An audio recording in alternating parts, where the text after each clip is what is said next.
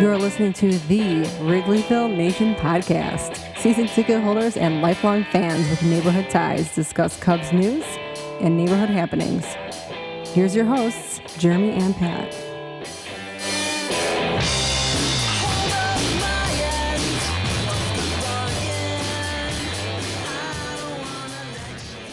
Hello and welcome to the Wrigleyville Nation podcast. This is episode 358 of the podcast. My name is Jeremy Deemer and I'll be your host. I'm joined as always by my co-host. He's my cousin and he's high atop Wrigleyville tonight. How's it going, Pat? It's going well, Jeremy. Thanks. It's a beautiful, cool night in Chicago. Would be a great night to see a Cubs game, but they are out of town, off day, and hopefully they're still in town, Jeremy. They were here yesterday and they're coming back tomorrow. So I don't want to get too far afield. That's true. So no games to be played. I was out of town. I just got back into town, and I was pleasantly surprised by this weather. But our friends at Travis Matthew gave me a nice quarter zip with a Cubs logo. I didn't even know they made Cubs gear. Gave us a nice quarter zip, and this was perfect weather for it. I will post a photo of it on our social media at Wrigleyville Nat on Instagram and X. I'm going to post a picture of it because I haven't had good quality Cubs gear in a long time, so I was very happy. This is not Fanatics. It's a real company, so very generous of them to send that our way and support our podcast that way. So we will post a picture of that. Highly recommend, so especially on a night like this. And we've got a lot of Cubs news to talk about. We'll talk about the week that was. We'll preview the week that will be and the upcoming schedule. We'll talk about what that means for a Cubs potential playoff push, and to help us unpack all the news of the week, preview all the games ahead, first time guest on the show. You know him from his YouTube channel, The Setup Man, Kyle Stanley. Thanks for taking time out to talk Cubs with us tonight. Yeah, I mean, talking Cubs versus helping unpack is two different things. So, like, if you're looking for help, I don't know how much help I'm going to be, but we'll have fun talking about the Cubs. Excellent. Glad to have you on. And as we do anytime we have someone brand new to the podcast, we love to hear a little bit about your origin story. How did you become a Cubs fan?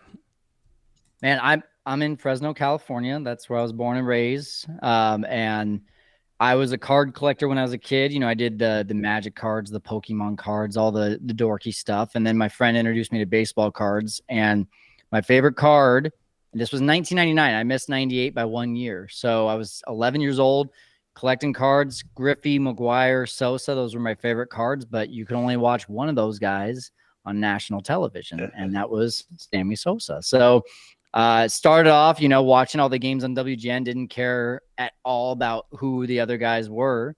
But then as you continue to watch and you hear Chip Carey and his enthusiasm, and you start like kind of pulling for the team, and before you know it, you know, a baseball card collector, I wanted to know all the guys' stats. I want to know everything, and just fell in love. And unfortunately, to this day, at 37 years old, I still have the same love. So here I am. Well, that's always great to hear, and it's always it's a funny story how common the reach of WGN is for making Cubs fans, and what a difference that's going to be a generation from now. Where it's a little scary, isn't it? When yeah, you think about all the people around the country who joined Cub fandom through WGN.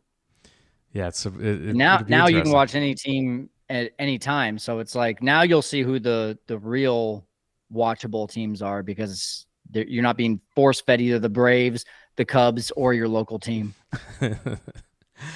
And we will talk a little bit about the Braves and their bad luck coming up. But first, let's talk about where the Cubs are since last we podcasted. Last time we podcasted, Pat, we predicted, I believe, a 3-3 week for the Cubs. None of us envisioned it in this way, where the Cubs went 2-4, being swept by the Guardians and only winning 2 of 3 against the Blue Jays, Pat. Almost a 3-3 week, though. They would have backdoored it for sure. But, of course, you have to score a run to win a game. New rule. And that hurt them again. on Sunday, unfortunately. But yeah, you know, the rest of the National League had kind of a bad week too. So you look at the standings and you're like, well, you know, we could have floated through with 3-3. 2-4 is not as good, obviously, by one. Just one more game they got to pick up some other time. Uh, but they are still in this kind of weird limbo status now that they're officially done with teams that might be decent for a while, and they get 15 games in a row against teams that are pretty bad to mediocre. Hopefully they can pick it up a little bit, because certainly 3-3, 2-4 isn't going to get you very far when you've got 37 games left. They got to start to do better, I think. Fair? Yeah, Kyle, playing a good Cleveland team followed by a bad Blue Jays team really puts in perspective, while the schedule is soft, the playing a real team like Cleveland, they had a chance in a couple of those games, but they still seemed a bit outmatched. Yeah, I mean, first of all, like, I will say I did not realize just how good Clase was. Like, you know, over the off season, when we were talking about like, oh, is Clase like a trade target for the Cubs? And you saw kind of just the average season that he had and the price tag. I was like, no, don't go for him. After seeing him, I'm like, I would ship out some serious prospects for that guy, because I mean, good Lord, that was like, as soon as he came in, it was just the first game, I was like, okay, maybe we've got a shot down one run. That second game when he came in, I was like, there's no shot. Like, that feels like a 10-run deficit. And that just shows you like the difference between the Cubs and an actual good team, right? Is we're wishing ourselves and hoping ourselves into some series wins. Meanwhile, teams with good closers, clutch hitting, and consistent starting pitching, which the Cubs have had consistent starting pitching most of the year, but especially the clutch hitting and the back of the bullpen, it's just like, it's a different league, right? It's a different league. And, you know, one thing that you just wonder about, though, and we can play the what if game all day long, but if that called strike 3 in the 4th inning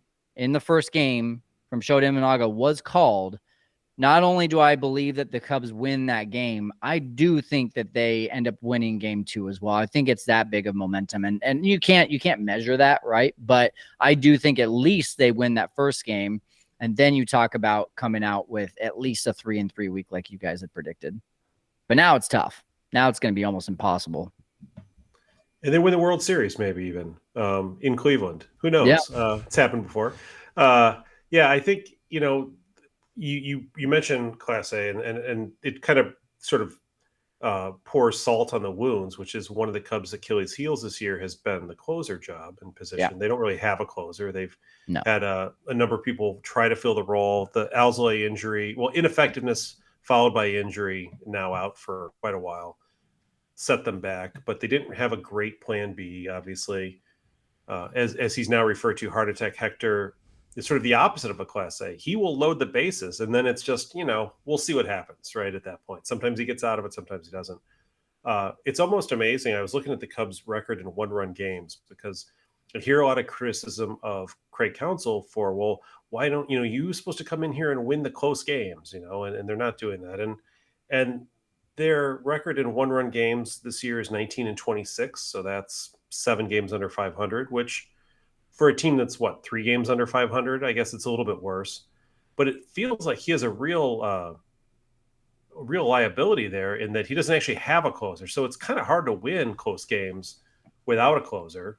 Cubs play a lot of them, one-run games, that is, and it's almost like, and we talked about this, I think, last week or the week before, Jeremy, where if the Cubs are going to make this run in these last 37 games, assuming they're not blowing teams out, which they haven't had a propensity for doing much this year, every one of these games is going to come down to one of these nail-biter situations where you're trying to figure out, well, who's going to come in the 9th inning? And, you know, maybe it'll be Tyson Miller. Who knows? Maybe Lopez will do it again. Maybe they're going to go back to Neris every time. I mean, you just don't know, right? Because they don't have anything solidified there. And then you watch a team like the Guardians, or even the Brewers in our own division, frankly, and you see, oh, Devin Williams is back. Great. Like no one can hit him. Right. It's like we've played this game before. First it was Hader. Now it's like, and then Williams. It's like these guys, that probably helped Counsell a little bit too when he had a closer like those guys. And it does really kind of reemphasize, especially when you construct a lineup and a team like Jed Hoyer has done, that was never meant to dominate the league, but was always meant to kind of be in games and be around the edges and kind of like, stay in contention. But those teams play close games and they require, at least at the back end of the bullpen, probably a little bit more consistency and help than this team has managed to provide. We saw it last year in the first half of the year, just like in the first half of this year, where the bullpen, by the time they figured out, what was going on, they'd blown a lot of games in the bullpen. And that's, that's the crazy thing too, right, Pat? I mean, like this was a 24th in the league bullpen right around June 26th. And then since June 27th, they're the best bullpen in baseball. They're 5th in ERA now. And you look at that and you say, if you had told me that the Cubs bullpen was 5th in ERA by August 19th of 2024, I would be like, and a top, what are they, top 6 starter ERA? I'd be like, great. I mean, with the offense we had last year, that is a division leading team. And we're not even 500 because of just how many peaks and valleys, how low the valleys have been and how high the peaks haven't been that high. What we had, I think our longest winning streak of the year was 5 games. Am I right on that? And it can be deceptive too, right? Because for example, yesterday, Imanaga gives up 1 run in 5 or 6 innings, and the bullpen comes in and pitches 3 or 4 scoreless innings. Yay. Yeah. Great bullpen effort, right? Scoreless for 3 or 4 innings, but they lose 1-0. Like, so, I mean, it's nice that they did that. It lowers the team ERA, but on the other hand, it didn't really do anything for the bottom line. And so when you look back, people like to use that. I don't know if it was you, Kyle, or somebody else I saw on Twitter today. People like to use that June 27th for some reason because that was like the worst point of the bullpen for the year. That was the day that Tyson Miller was also traded to the Cubs, by the way. Yes. Yeah. And since then, they've had this big uptick, right? If you want to use if you want to go from the worst period to the best, and Cubs fans tend to do this a lot. But then you look at how the Cubs have done in the 8th inning or later when they've either been tied or up by 1 run, and their record is they've blown just as many saves as they've protected since then. That part of it hasn't changed, right? That kind of that niche, like when the game's on the line late in a game, in a close game, how's the bullpen doing versus just sort of the overall bullpen structure. And I think that's a nuance that needs to be. It's the kind of thing where anybody who watches Cubs games can tell you, like, oh, like the ERA is best in the league in the bullpen, but there's also the eye test, right? Like, it feels like they're really good in the 6th inning, but in the 9th inning of a close game, does anybody really say, this is the best bullpen in the league? No, no. And that's what I was going to ask you is like, so Saturday, Jorge Lopez came in and he closed. And I thought that was the right call. Not just because Neris had 30-something pitches the day before. I think Jorge Lopez is the most obvious. Yeah, exactly. I think Jorge Lopez is the only guy. But even then, do you look like Jorge Lopez and say, like, I mean, he is locked down. And I think he's gotten pretty lucky to get to where his ERA is under 1 as a Cub. He's done extremely well, but you mentioned eye test. It's like, he's got good stuff. On Saturday, after giving up the home run, I lost track. I was going to say I was at the game and I lost track of his first pitch because it went so far. I couldn't. I was like, how high did that thing go? Like it was. But then the following 3 batters, he was lights out, which is like, okay, if you can do that again, let's try that. But the problem, I think, is I think that was a situational thing, and I think tomorrow, if the Cubs have a 1-run lead in the 9th inning, you're going to see Neris out there. That's truly what I think, because I don't know why Counsell does it. I don't know if he feels loyalty to guys. I don't know if he really puts that much weight on experience, but it just feels like he's unwilling to test things out, even when there's close to nothing to lose. What impressed me the most about that Lopez performance, after the home run, obviously, but he had a 2-run lead, so you're allowed to do that. At least he didn't walk 2 guys first, like Neris probably would have. Exactly. But, when Guerrero comes up, right, with 2 outs, Vlad Guerrero Jr., I'm shaking my boots, right, because I'm like, oh gosh. he throws him 3 straight sliders. Like the first one's like 85, then 86 and 87. I don't think any of them were strikes technically, right? No, at least Vlad they didn't was look mystified. to be from the stadium. From my beautiful angle on the first base line, they didn't look like strikes. He looked ugly on all of them. He knew that he had a hitter who likes to chase, and he was able to strike him out on 3 pitches without having to risk the ball being hit out of the ballpark, right? Because he didn't have to throw right down the plate to do it. But you can only do that if your stuff is good enough that the batter actually thinks that it's going to be a strike, or at least, a plausible strike. So that's the kind of thing that impresses me. And to your point, Kyle, yeah, I would at this point, and no offense to Hector, but I think you gotta try alternatives and just see what you can get out of it, because there isn't that much to lose, frankly, but there's something to gain, right? Like you got to figure out, like, first of all, Alzolay is not going to be back next year, at least until late in the year if he is, and who knows what. You can't rely on him at all, right? No. So and you're not going to have Neris as your closer next year, so that's a problem. Now, are they going to go out and pay for Clay Holmes or somebody? Who knows? Probably not. Right. So the question is, who's going to be your closer next year? Are they going to go up some prospects and get somebody? They've been reluctant to do that. Or are they going to try to do it in-house? If you're going to do it in-house, then now's the time to start to see, is Lopez, Lopez is 31 years old, but is he somebody, you want to actually consider as a plausible option for next year? Is maybe Tyson Miller is, I don't know, but like give some guys an opportunity, because we know what Neris can do. And Neris is going to be even older next year. And we know, so like, we know how that works, right?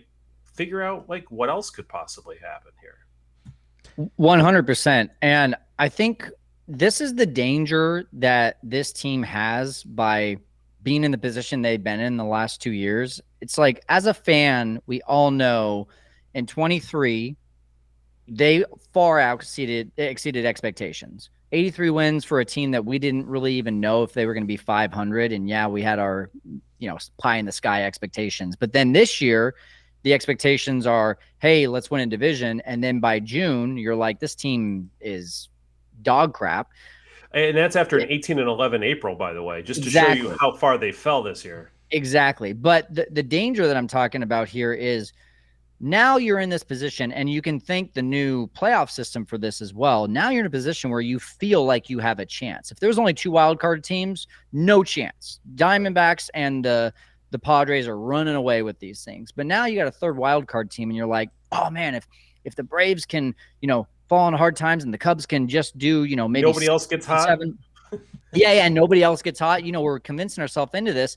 Well, you know what we're missing by doing that is, by not throwing in the towel, we're not giving guys like Ballesteros and Casey and Jack Neely opportunities to come in and show what they've got. Yeah. And if they do come in September, then we might have another PCA thing happen again, where it's like high pressure, and now these guys feel like they have to produce for a team that's just barely out of the wild card spot.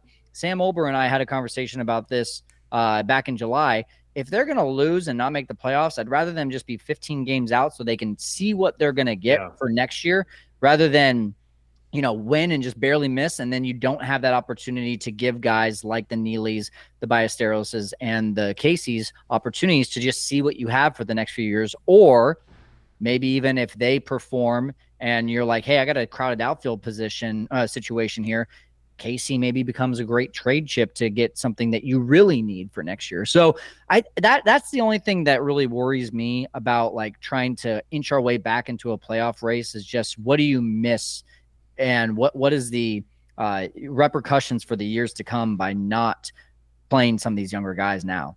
It really is. You have to evaluate the opportunity costs here. And I think that's something Hoyer's had a difficult time doing. I think at the trade deadline, you saw that as well, where could they have traded Drew Smyly and some others? Sure, I'm sure they could have, right? Would that have gotten them under the luxury tax? Probably. Who knew we were over the luxury tax at the time? That's another thing we will mention in a minute. Yeah, that's a little bit of another point. But like Kyle says, we've been in limbo the whole year because there's this like sophisticated torture chamber that we've been playing in, where we're never, and that we joke about this all. Jeremy and I joke about this all the time offline. It's like, well, the Cubs are going to do exactly what it takes to not be in or out of it by the end of the week. And week after week after week, that's where they end up. They end up in the same kind of, and they never go. And if they have a good week, that's followed by a bad week. They never go 2 consecutive weeks, it feels like, without being right back where they started, which is sort of like, don't know. We just don't know, right? Like, and we'll talk about this later, but you look at the schedule ahead, there's always this like glass half full, glass half empty, realistic possibilities moving forward. But, I guess as the season goes on and as the games become fewer and fewer, I hope you're right. And I do hope they bring up a couple of the guys. And I do hope they try to experiment a little bit with the bullpen, because, it does feel like it's kind of like fool's gold here that they're chasing. There's still short-term gains to be made by experimenting as well. It's not just the long-term questions that we have to answer, but it's also in the short term. Hector Neris is not the guy. I mean, even after Friday's performance, Suzuki comes back to walk it off. But if they lose that game, how much are we talking about how we never want to see Neris again, right? And so, and Lopez having a successful go, I would love to see them run it out until they've got more data points to make a real decision, and then find out who the next person in line is, but knowing it's not Neris, right? Like you know what that is, and take those opportunities. You're not going to increase your win chances in the short term by running Neris out there every single game. It's the same reason why I felt comfortable running PCA out there, even though he was really and we talked about this too, he was really looked overwhelmed a lot and struggling, because you just got to know, right? Is this guy a big leaguer or not? And, the jury's even still out now. Like, he's got a couple more months this year to go, but he has turned things around in a way that at least gives you a glimmer of hope with the bat, because with the defense and the fielding, he's good. But you just got to know these things. You can't go into another season with that many question marks, because when you do, you're chasing your tail. You're going after Eric Hosmer or signing Trey Mancini, or, you're doing dumb stuff that just costs you money, that puts you over the salary cap probably, or the luxury tax, because and you pigeonhole yourself in with veterans who you never want to get rid of because you paid for them, and it's just a mess. Like, you need to have a better understanding of the talent you have on your team and whether they're able to perform at the major league level. Well, and you think about 2014. I mean, Baez and Rizzo sucked. Like, they were not good. And Castro too. It was the worst year for those guys. Yeah. I mean, it was not good, and yet and we talk about Matt Mervis getting 99 plate appearances in 2023, and he's a bust. Like, those, but it's because of the situations that they get put in, and you gotta, at some point, you have to look at teams like the Rays who can continue to at least be, right now they're not quote unquote in the playoff race, but they're at least a average team. And now they can test out these kinds of guys, like Morel, who they now have those experiments with, that we didn't test Morel until a quote unquote winning window. Like, why was Morel not playing third base in 2022 and 2023 when we're like, this could be potentially a third baseman for the future? Why is it that you're waiting until you have to force a guy into a position? And then from there, it's like you can see just how much that probably impacted him at the plate this year as well, because he was so focused on his fielding. I just think that there's a lot of things that are a little bit like this. You can't compete. I think Patrick Mooney said this really well. You can't be in this mode of like competing plus developing at the same time with so many different guys. Yeah, you can do that with one or two. Especially when you're so not that, you don't have a great track record of developing. So it probably takes all of your energy to do that. Well, and the Cubs basically had rookies or new people at positions at catcher, center field, first base, and third base coming into the season. And yet we're still saying, oh, we're going to compete for that. That's when you think about it in retrospect, it does feel a little ludicrous, to think that was somehow going to all magically work out. And I think Cubs fans sometimes can get a little bit overly optimistic based on the success they had during that 2015, 2016 run, that young people just come up and miraculously you get Chris Bryant types and they're just MVP candidates from day one. I mean, we've seen enough now to know that, the path of these guys is not always linear, and, we have these issues. But this third wild card and this gets back to Kyle's earlier point, really puts you behind the 8 ball, because this is a team that in normal days, remember when there was one wild card, for God's sake, in 2015? Remember when there was none? Yeah, I remember there was none. And certainly if there was one, we wouldn't be talking about it, right? We'd be talking about next year, and we'd be talking about what do we have to do for next year. And you see teams that are out of it that use that time to develop players. Sometimes they'll use multiple years to develop players. One of the things I always think back on is the Cubs got a lot of grief, and I'm going way back now, so I apologize to people out there, but in the early 2000s, the Cubs made a trade with the White Sox for a closer named Matt Karshner, because the Cubs needed a closer. And they traded up a first-round draft pick named John Garland, right? And John Garland ended up having a couple good seasons with the White Sox as a starting pitcher. And people are like, oh, I can't believe the Cubs gave up John Garland. I'm like, yeah, well, the Cubs had like Wood, Pryor, Zambrano, later on Maddox. John Garland threw 140 games before he became a good starter, right? He pitched for 4 years as a starting pitcher, getting lit up much of the time with ERAs in the high fours. Cubs didn't have time for that. They were in a competitive mode, compete now, right?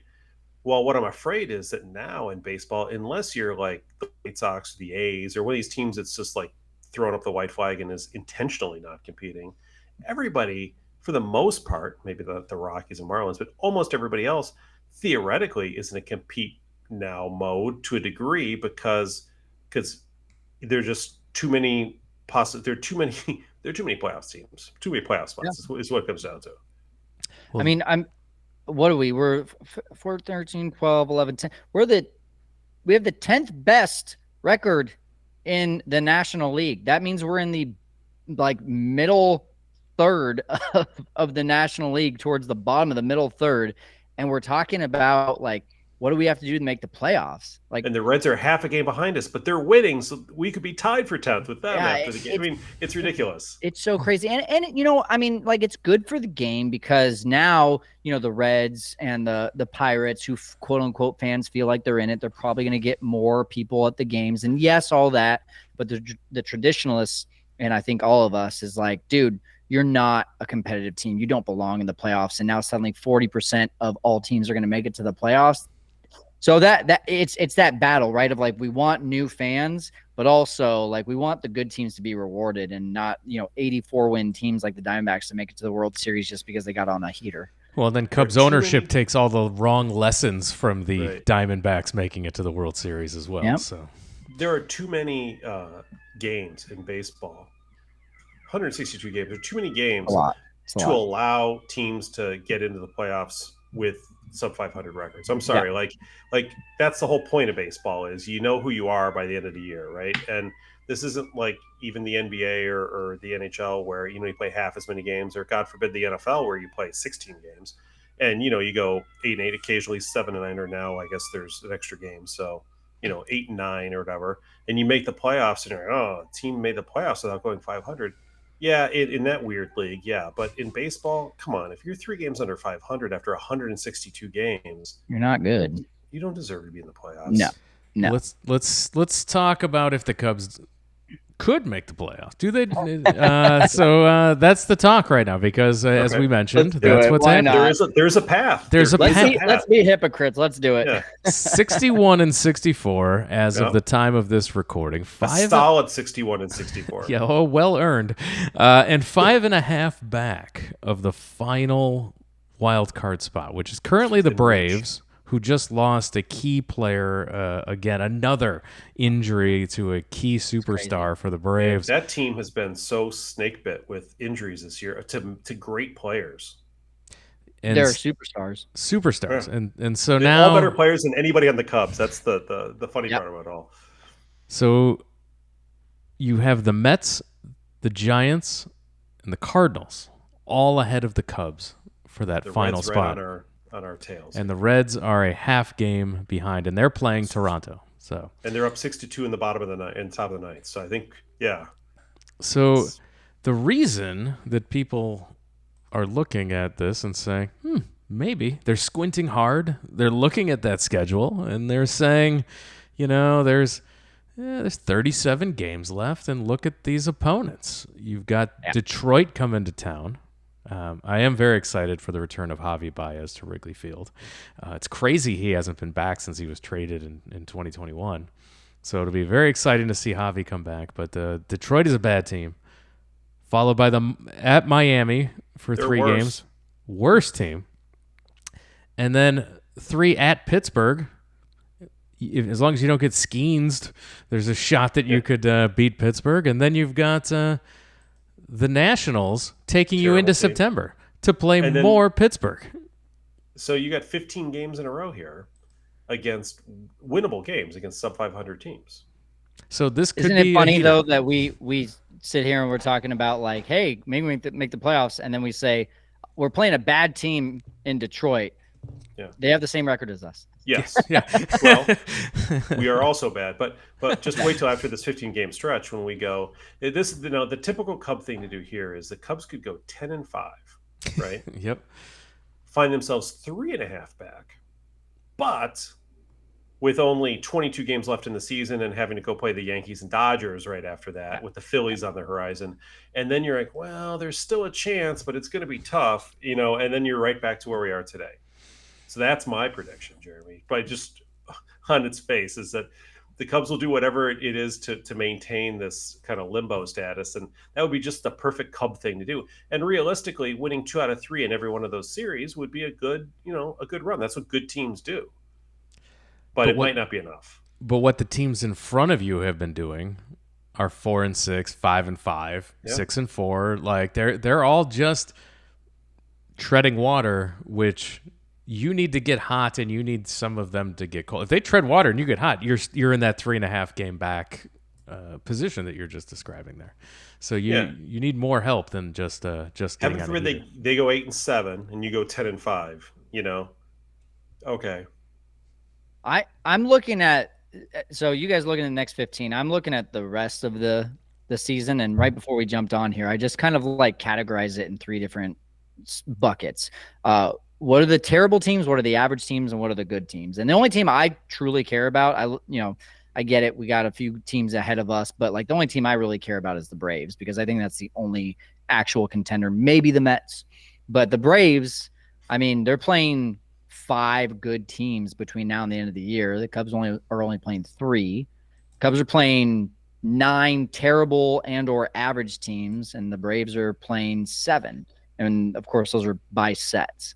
By series, I mean.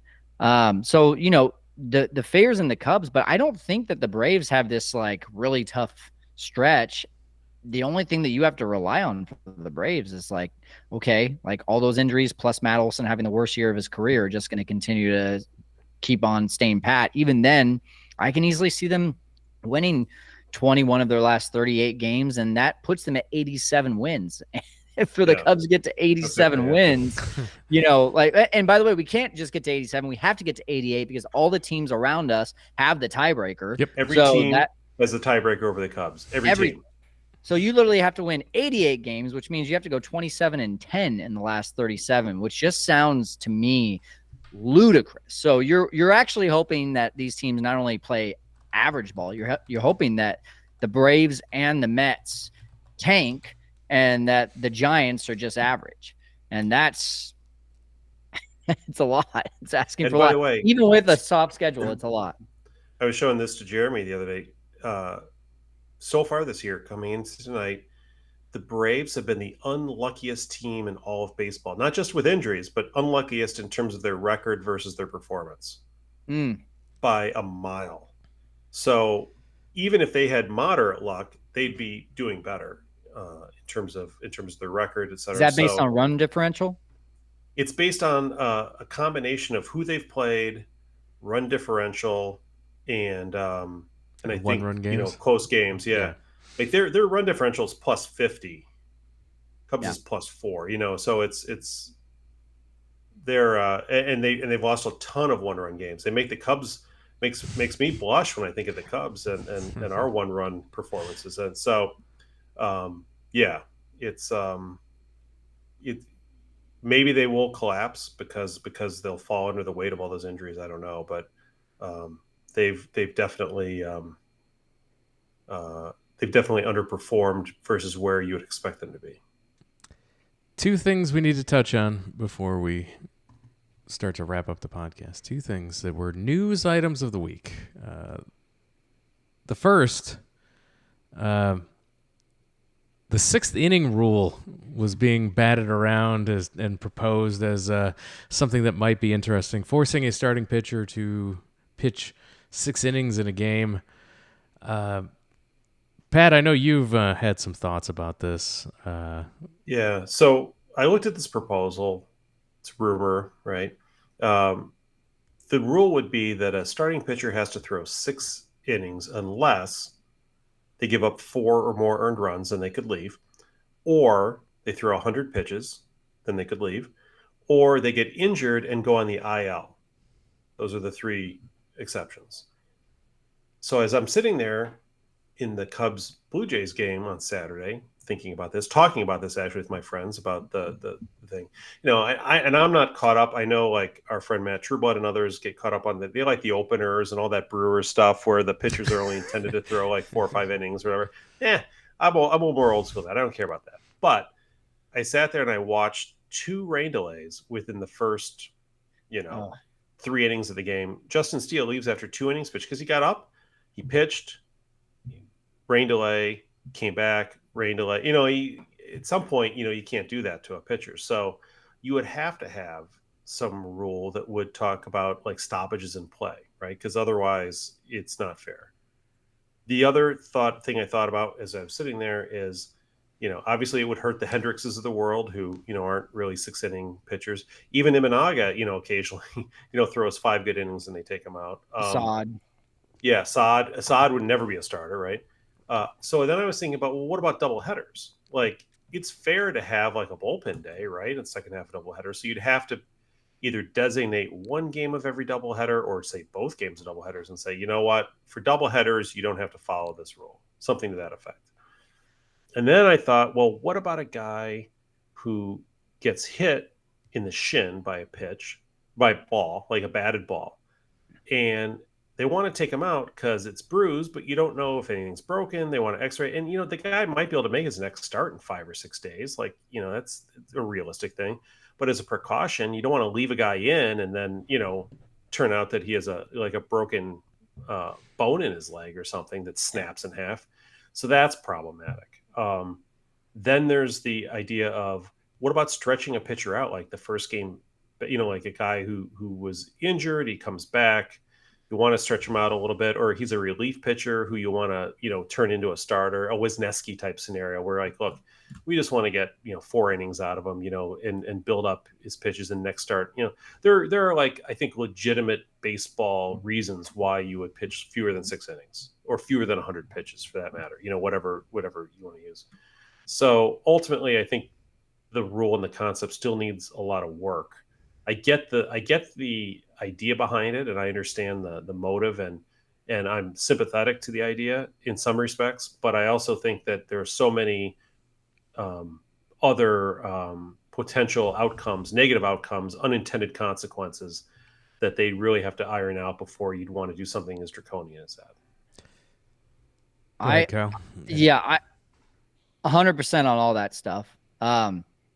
The things I like, let's talk about the things that I like about this. I remember going to Greg Maddox's 300th win when I was 16 years old, and being able to say 3 weeks after the day that I had bought those tickets, knowing which day that Greg Maddux was going to pitch, right? I was able to forecast that because back then, you're the guy throws every 5 innings. I think this potential, what they're trying to do, right, is they're trying to get back to, let's get consistent starting pitchers so that people know when they buy tickets what starters they're going to see, that they're going to be in there, the heavyweight bouts, right, the Pedros versus the Clemens and those kinds of things.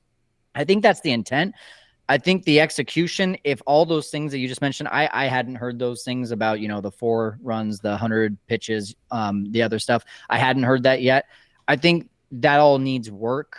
I think if they do roll that out, they're going to find that they have issues with things like that. I think you can't really have a like drawn line in the sand of it's either this or this. I think it just has to have consequences. I think it's if you pull the pitcher out under 6 innings, then you lose one of your bench players, or you lose your DH. Yeah, or you lose your DH, or now that starting pitcher the next game, has some sort of consequence, right? I think if you have consequences tied to it, to be able to give the managers the decision of like, is the juice worth the squeeze to take this guy out before 6 innings, and you make it painful enough for him not to do that, you still get the same result without having all of these intricacies that you're talking about, right? Of like, oh, well, what if there's 7 rain delays in the first 30 minutes of the game, that kind of stuff. And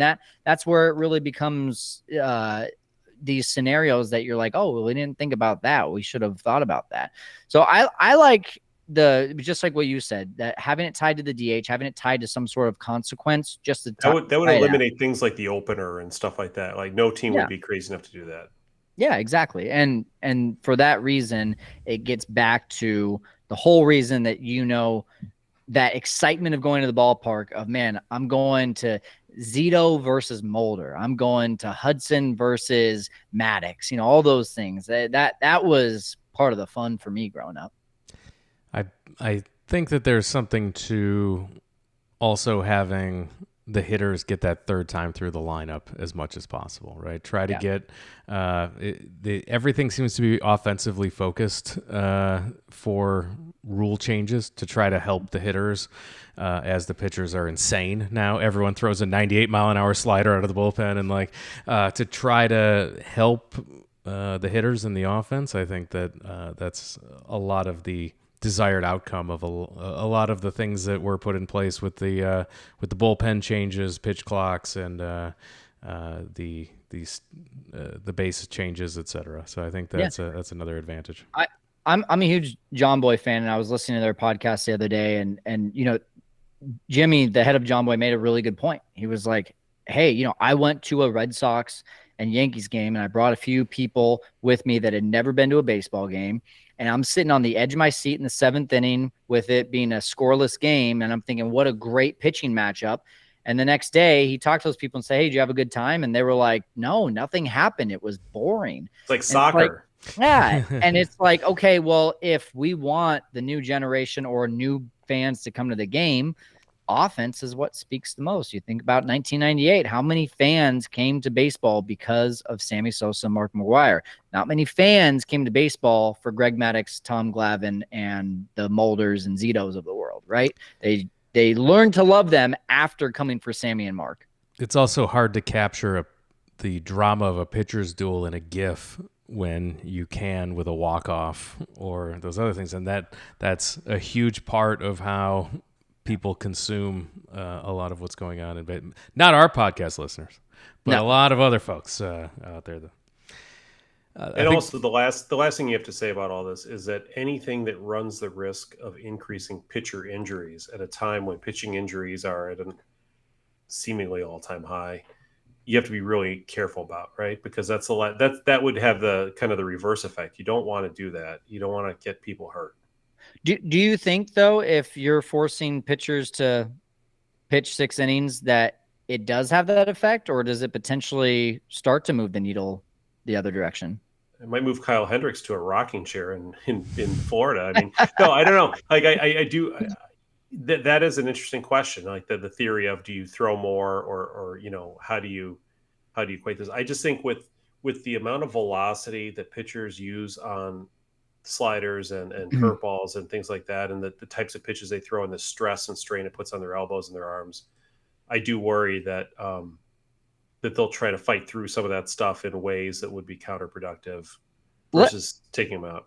Well, let's just do a hypothetical. Tyler Glasnow has said on podcasts before, like, hey, I've tried to throw at 80-85% just with finesse, and my ERA is in the 6s, whereas when I throw 100% on every single pitch, my ERA is in the 2s. Like he's on the record saying that.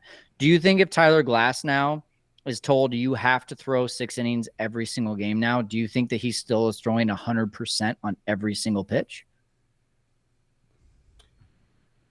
I don't know how he could. Yeah. That's my point there, is that no, Tyler Glasnow may not be a low 3 ERA, crazy electric stuff, but hey, he might also not get injured at the rate that he's getting right now. And that sucks for pitchers, right? Like that's their career, right? Like if he says, hey, my job is to not let guys score, and now suddenly because he has to change his mindset of, well, I have to throw more innings, and so of course now more guys are going to score, that means that he's less valuable to the team potentially, and that means that his salary goes down. All those effects happen, but it also means a lot more offense and a lot more fans in the seats potentially, and potentially a lot less pitchers under the knife. Last bit of news. We're going to hit it real quick, and then we will get into the 84 Cubs. But the last piece, Jed Hoyer. We've talked over the past few weeks about what does it take for this man to be fired? What does it take for him to keep his job? The discussion today of the week, the news where he made a mention in passing that the Cubs may be over the luxury tax. This sounds to me like a fireable offense. If the Cubs are actually, I think that one of the big performance metrics for Jed Hoyer and how he's being rated is be under the luxury tax. If you barely go over the tax, that has to be a fireable offense, right, Pat? Yes. If you're going to go over the luxury tax, go over the luxury tax. Go all in, right? That's the whole point of this, right? The reason why the Cubs were tiptoeing around in the offseason was because they didn't want to go over the luxury tax, and we were told repeatedly, I guess perhaps falsely, that they weren't going to go over the luxury tax, and they were paying very close attention to that. But it turns out in his comments, he sort of didn't throw Bellinger under the bus. He's like, well, when we had the chance to get Bellinger, we knew that would put us over the luxury tax. I'm like, did you though? By what, $4? Like, I mean, come on. Like, that's ridiculous, because I have no problems about going over the threshold. Sure. We encourage him to go over the threshold. You want to do it on a team that's worth doing it for, right? So wrong on this team. But also, so next year when the luxury tax is what, 30% or whatever? Because, year 2, it goes up higher. Is that an excuse for staying under it next year? Which seems really counterproductive, because we're just in a retool here. We're going to be good any minute now, right? I mean, it's only 3.5 years. I don't understand the logic behind that, the mathematical logic behind it, frankly. If you're going to do it, go all in, and do it because you're going to be good. And if not, the whole point, we were told this like a year ago and 2 years ago, oh, we don't want to go over the tax until we're ready to compete, right? And I don't think that meant for the third wild card, in which we are currently in 5th place. I think that meant compete for something like, like a division / like a run in the playoffs. So this seems to run counter to everything we've been told in the past. And to say it sort of offhandedly like he did, and then blame it on the Bellinger signing, struck me as odd. It sounds like a front office mistake to me, Kyle. I mean, the word might is just like, are we just using ignorance? Yeah, ignorance is bliss. Like, oh, we thought we were at a certain number. Turns out we weren't. So, that's on accounting. Yeah. We're all for trying to blame Crane Kenny as well here on this podcast, but I don't think that flies either. Yeah, I mean, there's the tough thing with the front office is that you have no idea what Tom Ricketts is saying behind closed doors. You have no idea what he's setting as parameters. But all I can say is that the obvious things to me that are way more fireable are, hey, we've been at the top of the luxury tax threshold for the last 2 years, and we barely were above 500 last year, and we may not even make it to 500 this year. Meanwhile, the Reds and Pirates might surpass us, and they have minuscule salaries compared to us. Like that to me is the biggest fireable offense. And I don't know if you can give him one more year after doing, going over a luxury tax plus what he's done since Theo has exited. But I can say that I did a video, gosh, it was about 2 months ago, very arbitrary, where I was just like giving him a grade. And the grade was basically like one that you would give to probably like the A's or the Rays GM, not to a guy who has $200 million at his disposal. And so I just wonder, the question for me is like, what are the parameters that Tom Ricketts has set for Jed Hoyer to say like, hey, if you don't reach this, then you're out? Or is it just that, hey, you know what? As long as we're just good enough to get people in the seats and they can buy the $20 beers, then I'm cool. Like, because that's a very real conversation that a lot of owners could be having. All the owners over the offseason found out that, hey, you can win 84 games and make it to the World Series. Why are we going out and spending a bunch of money? That's a real conversation that owners are having these days, which sucks for the fans, sucks for us Cubs fans who expected this to be a winnable division this year. But if he's just Tom's puppet, then he's doing a good job. What does that make Carter? Good God. Yeah. Remember the day when GMs were the guys that made all the decisions? Yeah, and now it's I remember. They got promoted now. Yeah. New titles. So in sort of corresponding to that news, there was also news today. The Cubs are already leaking that they're not going to be in the contention for Juan Soto. So don't worry about that luxury cap. Didn't expect them to be fiscal issue, but they are going to make a hard push to finish second or third in the Corbin Burns sweepstakes, they say. So, second or third. We can only hope that they're in the hunt.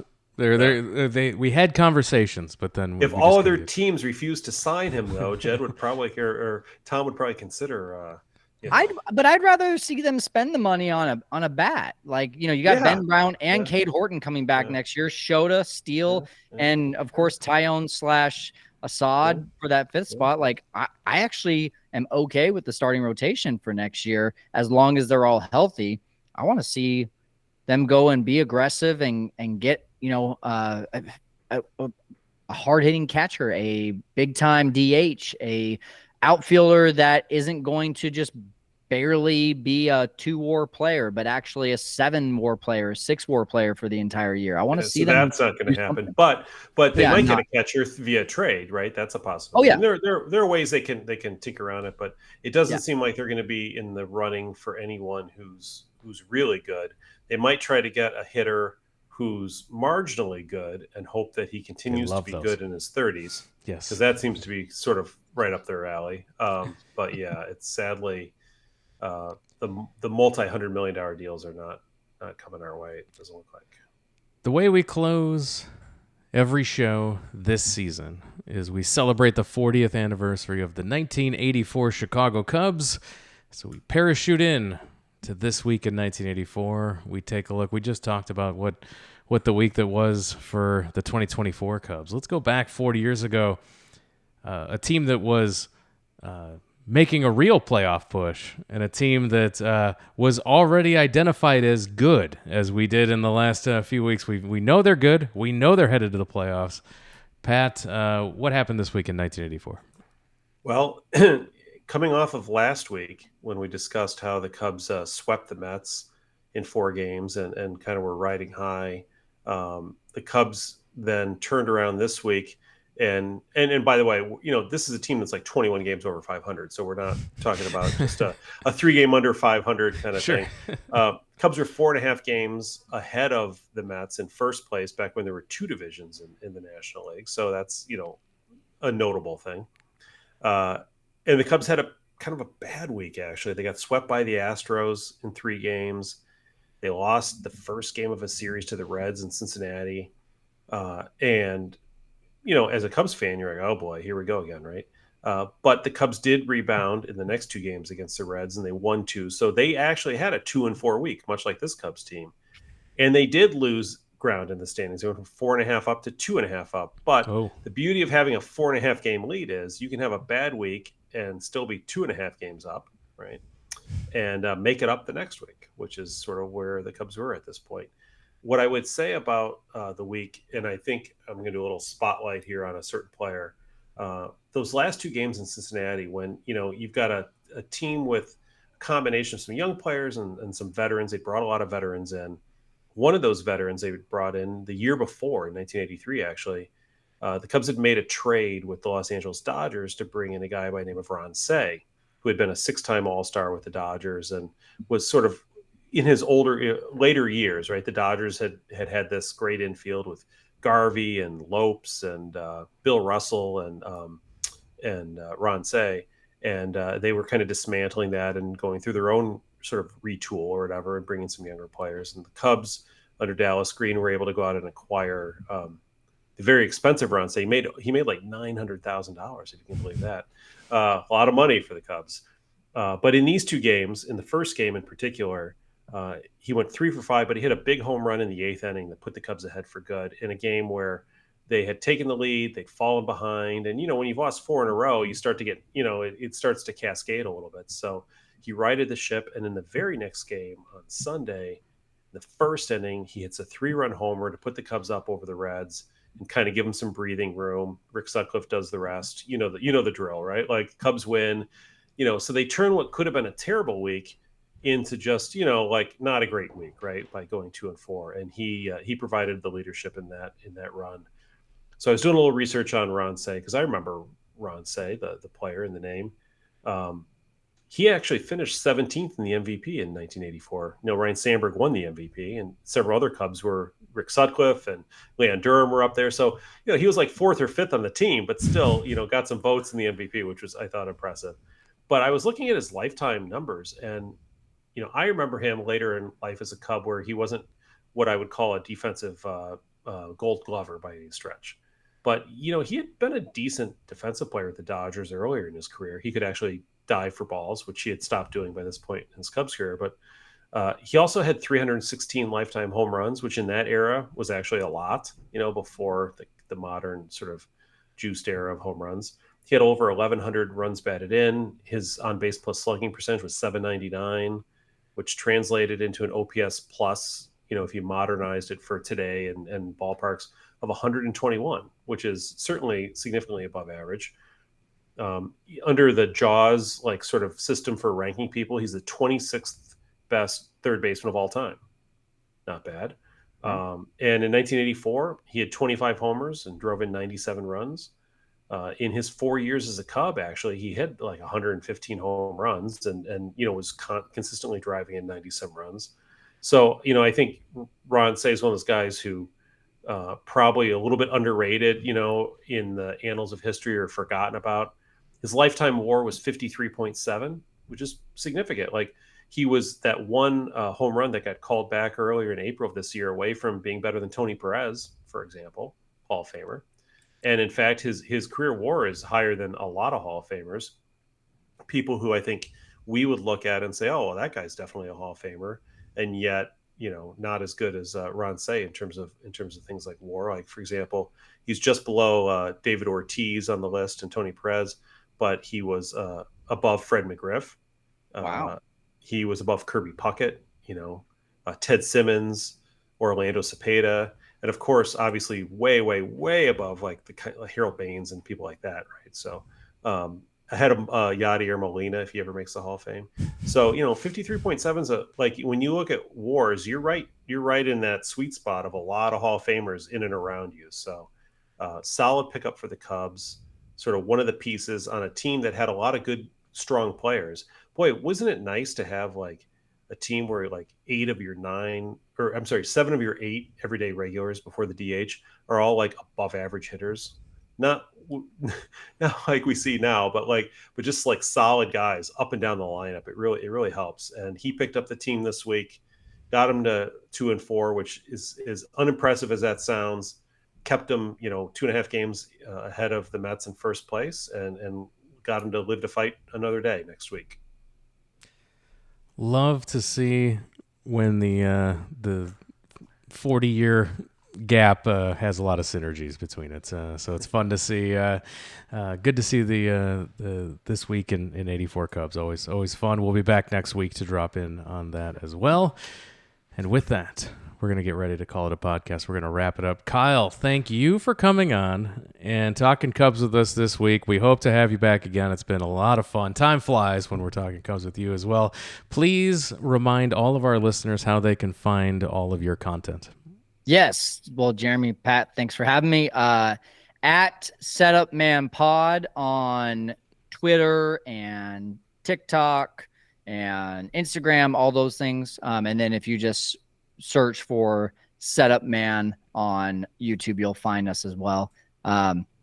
Or if you can just find it all at one place. In fact, I'll just say thesetupman.net, thesetupman.net. That's our website. It'll have all that there for you. Yeah, definitely go check out the YouTube video talking about the strike calls from this week that we mentioned at the top. Very well done. A lot of work put into that. So great job by you, Kyle. And yeah, thanks for coming on and talking Cubs. And we hope to have you back soon. Thanks, guys. Yeah, thanks very much. And of course, like I mentioned at the top, you can follow all of our socials at Wrigleyville Nat. Give us those subscriptions on YouTube. We're trying to build that channel up. We really appreciate that as well. When you're out there subscribing to the Setup Man, make sure you've thrown a subscription our way as well. And continue to tell your Cub fan friends about the podcast. Show them how to subscribe to the podcast. All the links I described, the entire back catalog of this podcast. You want to go back and hear about Ron Say's would have been homer, but it was called a foul ball, and then a brawl erupted back in April. You can listen to Matt Trueblood and us break that down frame by frame over in the back catalog in the archives of this podcast. So with that, it's WrigleyvilleNation.com. All the links we described can be found there. And with that, we're going to call it a podcast. Pat, thank you for joining us. Thank you, Jeremy.